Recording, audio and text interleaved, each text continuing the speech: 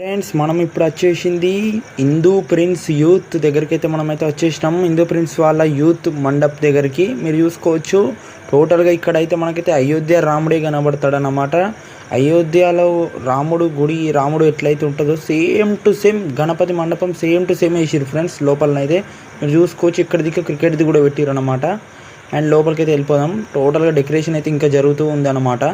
మీకు చూపిస్తా పండి గణపతిని వచ్చేసరికి సూపర్ ఉంది ఫ్రెండ్స్. గణపతి వచ్చేసరికి టోటల్ మనం అయోధ్య గుడికి వెళ్ళినట్టే ఫీల్ అవుతాం.